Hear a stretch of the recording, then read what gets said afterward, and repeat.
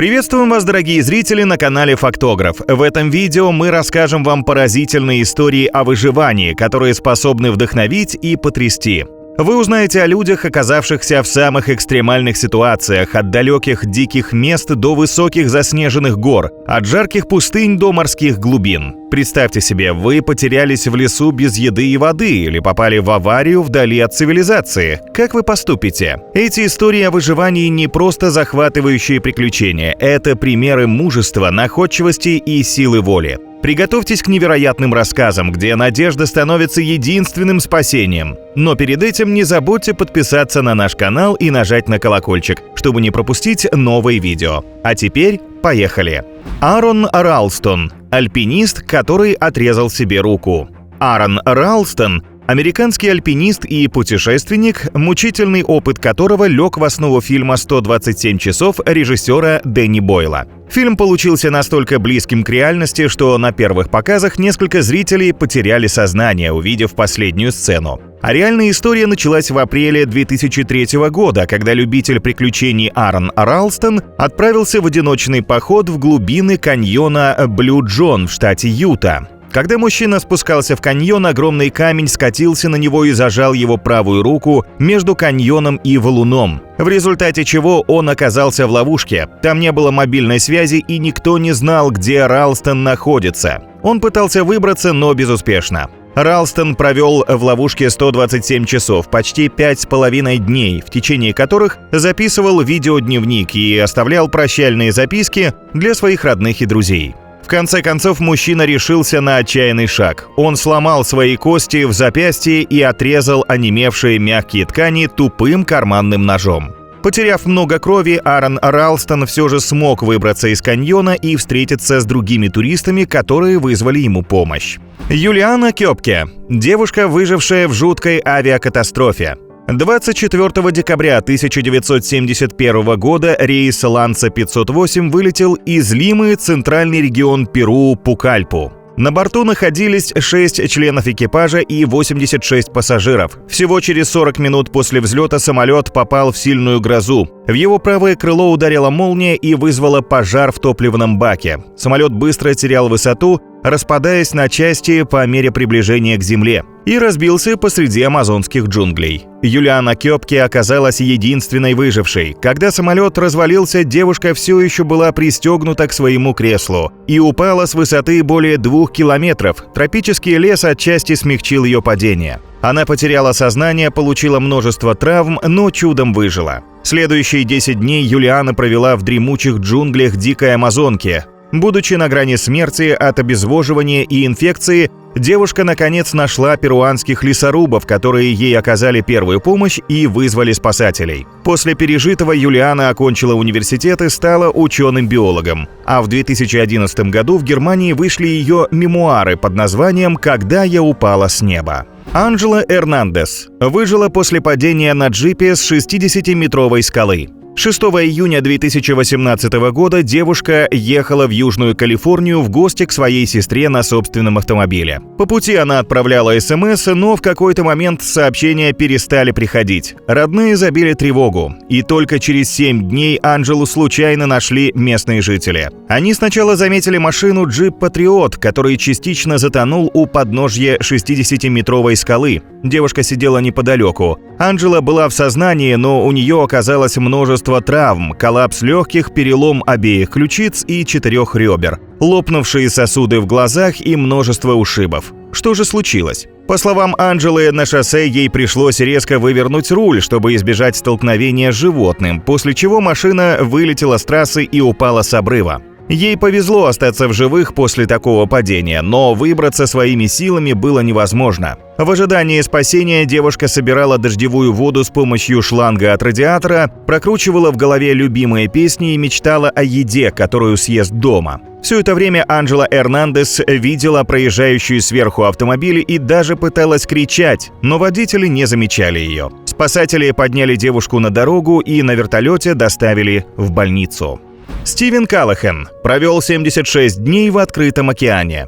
Стивен Каллахан, американский моряк, задумал в одиночку переплыть Атлантический океан. В январе 1982 года он отправился с Канарских островов в Карибское море на маленькой яхте «Наполеон Соло», которую сам спроектировал и построил. Однако Каллахан попал в шторм, во время которого его судно повредилось. Корабль начал тонуть, и Каллахану пришлось эвакуироваться с него на надувном плоту. И тут вдруг мужчину осенило. С тем снаряжением, что имеется на плоту, он обречен на гибель. Он также не мог вызвать помощь, так как его радиомаяк не работал. Все, что ему нужно для выживания, находилось в затопленной лодке, поэтому он еще неоднократно нырял к тонущему судну, чтобы захватить спасательное снаряжение. Каллахан провел на плоту 76 дней, в течение которых он боролся за выживание. Он ловил рыбу и птиц, резал их своим ножом и ел сырыми, а пил дождевую воду. В конце концов, плот прибился к небольшому острову, и мужчину спасли рыбаки.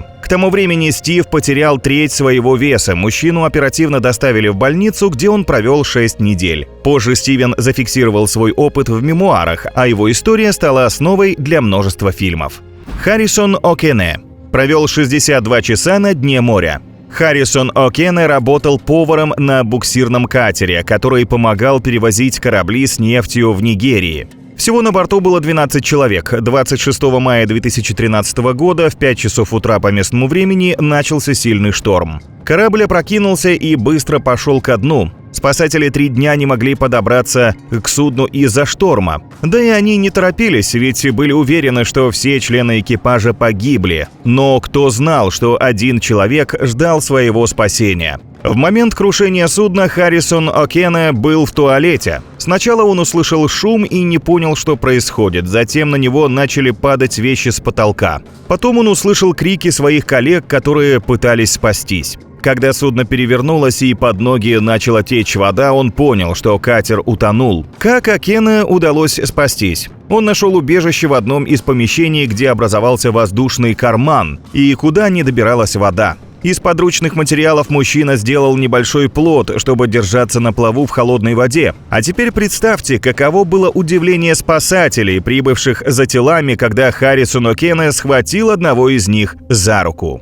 Венцеслао Могуэль – мужчина, переживший казнь. Мексиканский революционер Венцеслао Могуэль был схвачен властями в марте 1915 года и приговорен к смертной казни без суда. Солдаты поставили революционера к стенке, стреляли 9 раз и ушли, уверенные в том, что он мертв. Сомнений не было, ведь один из палачей произвел контрольный выстрел в голову Венцеслао, который должен был гарантировать смерть. Но Венцеслао не только выжил, а дождавшись ночи, он прополз 3 квартала, пока не добрался до своих. Его нижняя челюсть превратилась в кровавое месиво, раны были тяжелыми. К сожалению, восстановить часть черепа не удалось, и мужчина проходил до конца жизни с ужасным шрамом на все лицо. Но, к счастью, больше никаких обвинений Венцеслао Могуэлю не выносили, а в 1930-е годы о нем начал говорить весь мир. Сначала биографию Могуэля опубликовал ученый и литератор Сантьяго Мендес Эспадас, а в 1937 году Венцеслао был приглашен на популярную американскую радиопередачу Роберта Рипли «Ripley's Believe It or Not». Анна Богенхольм провела 80 минут подо льдом. Шведский хирург Анна Богенхольм каталась с друзьями на лыжах в Норвегии в 1999 году. Когда она не справилась с управлением, упала на спину и головой вперед провалилась сквозь 20-сантиметровый слой льда, счет шел на минуты. Но никто не ожидал, что этих минут будет 80. Только ноги и лыжи Анны оставались над водой, в то время как голова и туловище девушки оказались подо льдом. Ее одежда наполнилась ледяной водой, и она оказалась в ловушке. Прежде чем позвать на помощь, друзья пытались вытащить ее, но все было тщетно. К счастью, Анна попала в воздушный карман между льдом и водой и смогла дышать в течение 40 минут. Когда через 80 минут ее вытащили, у нее не было признаков жизни. Как выяснилось позже, температура ее тела снизилась до 13,7 градусов Цельсия. Вода не циркулировала, она не дышала. Анну доставили в больницу. Чтобы вернуть девушку к жизни, потребовались сотни врачей из ближайшего госпиталя и 9 часов. Еще 2 месяца она восстанавливалась. Анна полностью излечилась. Что это, если не чудо? Мауро Проспери, потерявшийся в пустыне Сахара марафонец. В 1994 году итальянский полицейский Мауро Проспери решил испытать свою выносливость, поучаствовав в марафоне в песках в Марокко. Во время этого забега нужно было пробежать около 250 километров по Сахаре за 6 дней. Все было хорошо, пока 14 апреля в пустыне не началась ужасная песчаная буря, и тут Мауро совершил фатальную ошибку. Вместо того, чтобы лечь на землю и переждать ненастье, как указывали организаторы, мужчина продолжал бежать, потому что думал, что видит тропу. Через 6 часов буря утихла, и итальянец понял, что сбился с пути. Мауро пил свою мочу и кровь летучих мышей, чтобы выжить. Он шел только утром и вечером, а днем отдыхал. От отчаяния марафонец даже пытался покончить с собой и порезал 2 вены, но его организм был настолько обезвожен, что кровь попросту свернулась. И вот на 8-й день с момента песчаной бури он набрел на оазис, небольшой естественный колодец с водой. Однако его организм, иссушенный пустыней, отказывался принимать воду. А на 10-й день Мауро нашли кочевники-туареги, которые забрали его в военный лагерь, а затем в больницу. Как оказалось, Мауро Проспери отклонился от изначального маршрута на 290 километров и оказался в Алжире. Рой Салливан выжил после 7 ударов молнии и попал в Книгу рекордов Гиннесса. Говорят, что молния никогда не ударяет в одно место дважды, однако американского лесничего Роя Салливана молния ударила 7 раз, и он смог выжить. Впервые Роя ударила молния в 1942 году. Она попала в правую ногу, и Салливан лишился ногтя на большом пальце. Спустя 17 лет мужчина от удара молнии остался без бровей и потерял сознание. В 1970 году 3-я молния привела к травме плеча. В 1972 от удара молнии загорелись его волосы. В 1973 молния попала точно в голову Роя, когда он ехал по лесу. Волосы снова загорелись, ноги парализовало, и его выкинуло из машины. Через 3 года еще один удар привел к травме лодыжки, и, наконец, последний удар молнии отправил Салливана на больничную койку с ожогом груди и живота. Несмотря на рекорд, Салливан не получил никакого признания в обществе. Люди боялись находиться рядом с ним из-за страха получить такой же удар молнией. Жизнь рекордсмена закончилась трагично. Он покончил с собой, выстрелив себе в живот.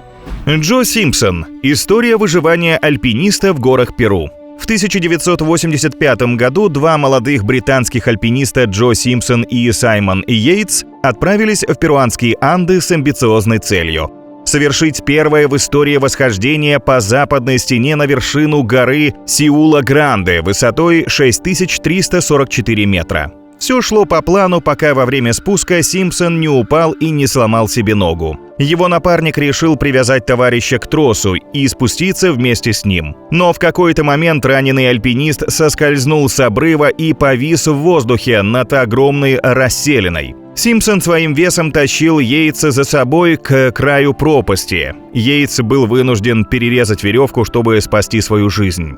Симпсон упал в глубокую трещину в леднике и потерял сознание. Невероятно, но Симпсон сумел выбраться из расселины, проползти почти 10 километров по снегу, льду и острым камням со сломанной ногой и добраться до базового лагеря. Спустя 3 дня под открытым небом Симпсон был истощен, обезвожен. Он бредил, но был живой. Своим опытом Джо Симпсон поделился в книге «Касаясь пустоты». На этом у нас все, друзья. Спасибо за просмотр. Не забудьте поделиться в комментариях, какая история впечатлила вас больше всего.